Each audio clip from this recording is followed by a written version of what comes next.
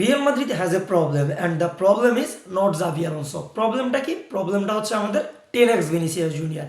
এই ম্যাচটা Manchester city এবং রিয়াল মাদ্রিদের ম্যাচটা দেখার পরও যদি কেউ মনে করে যে রিয়াল মাদ্রিদের এই অবস্থার জন্য শুধুমাত্র জাভি আলোনসো দায়ী, আমার মনে হয় তার খেলা দেখা ছেড়ে দেওয়া উচিত। এই ম্যাচটাতে আমরা প্রতিটা প্লেয়ারের ভিশন দেখতে পেয়েছি এবং জাভি আলোনসোর ক্লিয়ার ভিশন আমরা বাস্তবায়িত হতে দেখেছি, যেখানে প্রতিটা প্লেয়ার কারেন্ট রিকভারি এবং হাই প্রেসিং খেলেছে। শুধুমাত্র দুইটা প্লেয়ারের গাফিলতির কারণেই আমরা আমাদের রেজাল্টটা নিজেদের ফেভারে আনতে পারিনি। তো কে সেই দুইটা প্লেয়ার? দুইটা প্লেয়ারের একজন হচ্ছে আমাদের টেরাক্স ভিনিসিয়াস জুনিয়র, যার কথা ছিল 10 গুণ ভয়ঙ্কর হয়ে ফিরে আসার, সে -10x হয়ে গিয়েছে। এবং অন্যদিকে রয়েছে রুদিগার। আমার মনে হয় রুদিগার শুধুমাত্র রেফারির সাথে পারফরমেন্স করতে পারে, খেলার মাঠে তার ইন্টেনশন আর নাই। ক্লাব ওয়ার্ল্ড কাপে ব্লান্ডার এবং রিসেন্টলি এই যে হালান্ডকে একটা পেনাল্টি উপহার দেওয়া। এই যে হালান্ড রিয়াল মাদ্রিদের সাথে যখনই খেলা হয় পেনাল্টি স্কোর করে, এবং যার পিছনে আমার মনে হয় রিয়াল মাদ্রিদের ডিফেন্স লাইন বড়ভাবে দায়ী। এবং এই ম্যাচটাতেও আমরা দেখেছি। এখন আপনারা বলতে পারেন যে রুদিগারের কারণেই কিন্তু হালান্ডকে ভালোভাবে ট্যাকেল দিয়েছে রিয়াল মাদ্রিদ।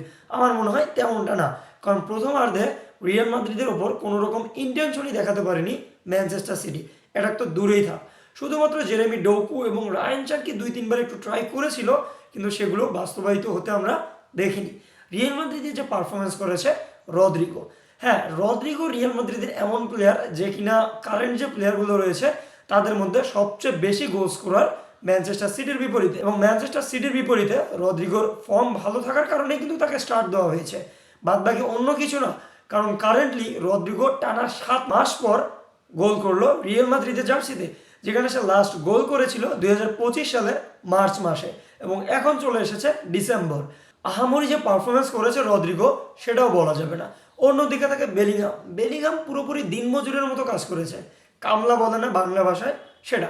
সে ট্যাকেল উইন করতেছে, সে ডুয়েল উইন করতেছে, ড্রিবল করতেছে, সে ফাইনাল থার্ডে পাস করতেছে। কিন্তু কিছু কিছু ক্ষেত্রে আমরা বেলিংহামের ভুল ডিসিশনের কারণে আমরা গোল থেকে বঞ্চিত হয়েছি।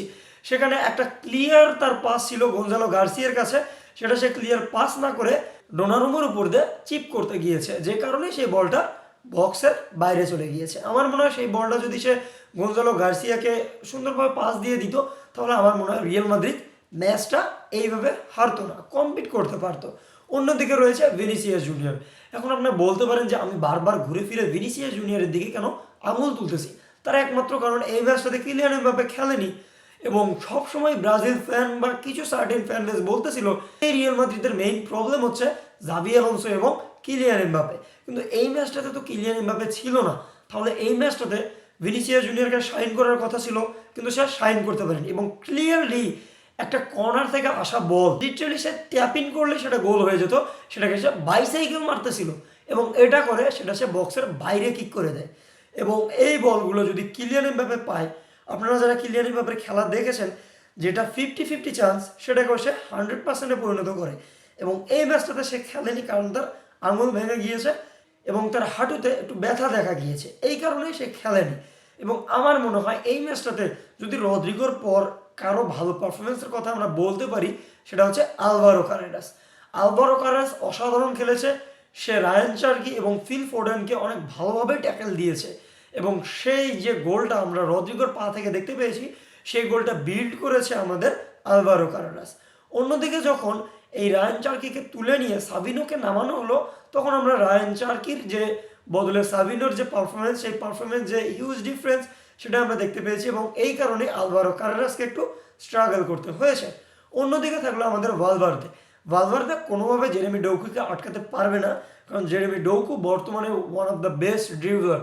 এবং যেহেতু আমাদের ভালভার্দে একটা টিপিক্যাল রাইট ব্যাক না, সেহেতু তার আটকানোর যে অ্যাবিলিটিটা, সেই অ্যাবিলিটিটা অন্য সকল রাইট ব্যাকের থেকে কম, এবং যেটা আমরা মাঠে দেখতে পেয়েছি। কিন্তু জেরেমি ডোকু যে অসাধারণ কিছু পারফরমেন্স দিয়েছে সেটা কিন্তু না। এবং সবচেয়ে বড় আমাদের যে থ্রেট ছিল সেটা হচ্ছে ফিল ফোডেন, আর্লিং হাল্যান্ড না, কারণ আর্লিং হাল্যান্ড লাস্ট 3 ম্যাচে ওইভাবে পারফরমেন্স দেখাতে পারেনি, কিন্তু ফিল ফোডেন অসাধারণ কিছু গোল করেছিল। কিন্তু ফিল ফোডেন খেলার শুরুতে একটা ইয়েলো কার্ড কনসিড করে, এবং যার কারণে তার খেলার যে এবিলিটিটা সেটা কিছু হলেও তাকে কমিয়ে আনতে হয়, কারণ আর একটা ইয়েলো কার্ড পেলে তার দল 10 ম্যানে ডাউন হয়ে যাবে। অন্যদিকে যদি বলেন রিয়াল মাদ্রিদের অতি দানবীয় যদি কেউ পারফরমেন্স দিয়ে থাকে, সেটা হচ্ছে থিবো কর্তোয়া। কতদিন রিয়াল মাদ্রিদকে থিবো কর্তোয়া এইভাবে সেভ করবে? থিবো কর্তোয়া কতগুলো অসাধারণ সেভ দিয়েছে, যেগুলো আমরা লাইভ যারা খেলা দেখেছি তারাই জানি। থিবো কর্তোয়ার জায়গায় যদি অন্য কোনো গোলকিপার এখন বর্তমানে রিয়েল মাদ্রিদে থাকতো, আমার মনে হয় এই ম্যাচটা আমরা 8-2 হেরে যেতাম, যেটা আমার মনে হয়। আপনাদের কি মনে হয় কমেন্ট বক্সে জানাতে পারেন। এবং আপনাদের কি আসলে মনে হয় যে জাভি আলোনসোই মেইন প্রবলেম, সেটাও কমেন্ট বক্সে জানাতে পারেন। আমাকে যদি জিজ্ঞেস করেন, আমি বলবো জাভি আলোনসো রিয়াল মাদ্রিদের মেইন প্রবলেম না। মেইন প্রবলেম প্লেয়ারদের অ্যাটিটিউড, প্লেয়ারদের ইগো, প্লেয়ারদের ভিশন। কারণ আগে যে রিয়াল মাদ্রিদ আমরা দেখতাম, বর্তমানে সেই রিয়াল মাদ্রিদ আমরা খুঁজে পাচ্ছি না।